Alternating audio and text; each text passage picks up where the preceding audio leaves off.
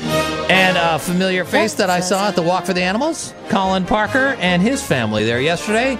Thanks for coming, man. That's awesome. Oh, absolutely. We got, good Lord, we have a dog. We have 2 cats. We're a happy little pet family. Now, your dog's name was what? Lady. Lady, beautiful. Oh, beautiful little, oh, so what soft. kind of dog is she? She's a Sheltie.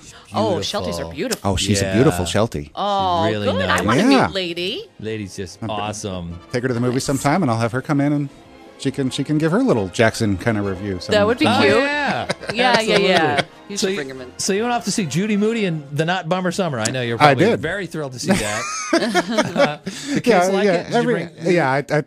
I took Vanessa and Jackson both to it, Okay. and they liked it, and it's perfectly fine. It's getting savaged by the critics. Oh my god! Well, it didn't do very well. It came in number 6 in the box office. Some of the week. critics' reviews are, but it's a kids movie. It's not supposed to be. I don't get these critics that sit there and think it's supposed to be the King's Speech or something. Yeah. It's a summer kids movie. I mean, what do you want? It looks out of fun. It is. It's perfectly fun. It looks like a fun movie. It's very hyperkinetic. It's very colorful. It's like a bowl of Fruit Loops. It's just it's just wild and crazy and always I would going. totally like it. Yeah. But it's perfectly fun. Heather Graham plays kind of this wacky aunt who has to come and babysit her two niece and nephew for the summer. Oh, what a shame. And okay, terrible. It starts on the last day of 3rd grade for Judy. So Judy's in 3rd grade. And then she has a younger brother, and the younger brother's obsessed with finding Bigfoot.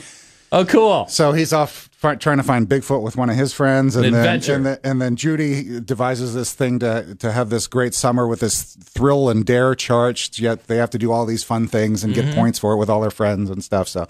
I mean, she's riding roller coasters and riding on elephants and going to carnivals and stuff. It's perfectly fun. It's I have a question, like though. a kid's adventure movie. Yeah, that's cool. It's just goofy. Is Heather Graham wearing roller skates at all in this she movie? is not. No, she sadly. is not Sadly, she is not Okay. roller skating No, around. there's no Okay. boogie music in the background. No? Just, Well, at the Walk for the Animals, you pulled me aside and said, you've got to see Super 8. I loved Super 8. I've got to see that too. It was so I've heard so a good. lot I love of really the premise. good reviews. Yeah. The premise is cool, and we were talking about this. It's a bunch of kids. It's set in 1979 in Ohio, kind of the middle of nowhere, Ohio. And these 4 or 5 kids are out filming like an 8mm zombie flick. Just a kind of a grade school Dad's camera. project. Yeah, exactly. And so they're shooting one night at the local train depot, which makes the Amtrak station here look like Times Square. I mean, it's like this little dink thing in the middle of nowhere. Yeah. And a train rolls through and derails. Oh man! And it is a monster explosion. I mean, just crazy Yeah. boom. I've Debris everywhere. I've never really seen any kind of train derailment like that. And it was huge. Yeah. And it turns out it was an Air Force train, and it turns out there was this monster on board, and then the monster gets out and starts causing all kinds of havoc in the community, and so the kids are the kids don't really get into that as much as they do. Wow, we got this great train wreck in the background. Right.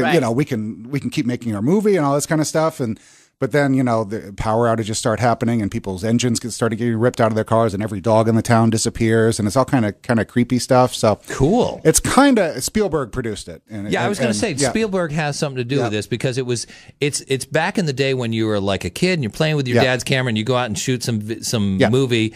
And you want some adventure to happen. Usually it doesn't. I mean, but in this case, it does. Yeah, it's great. J.J. Abrams, who did Lost and the most recent Star Trek movie, right? Wrote and directed it.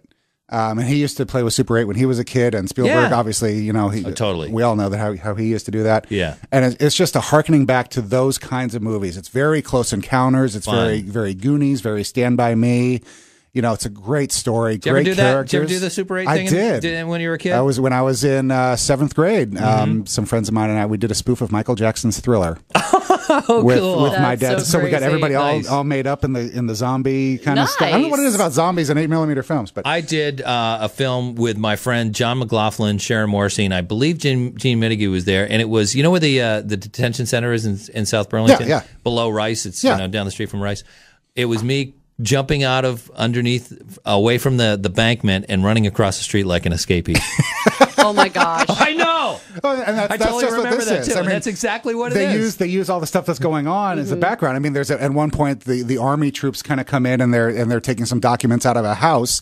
So one of the kids dresses up like these army guys, and while all this real stuff is going on in the background, they're filming their own fake movie. little film. Yeah. Cool. It was fun. I mean, it's just a great story. So I mean, That's great nice. special effects. It's kind of, Cloverfield as far as the monster goes. You never really see the monster till towards the end and stuff. Good, so good.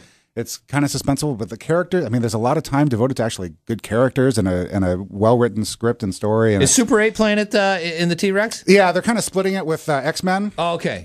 So I think the early shows, I think like the 5 and 7 shows are the T-Rex, and then the late show is normal, and then the late show X-Men is in T-Rex. So, Okay, all right. Check it out, Essex Cinemas, and of course your review too as well. Yep, they're both on Essex Cinemas and Cumberland 12's Facebook page. Nice. Thank you, brother. Absolutely.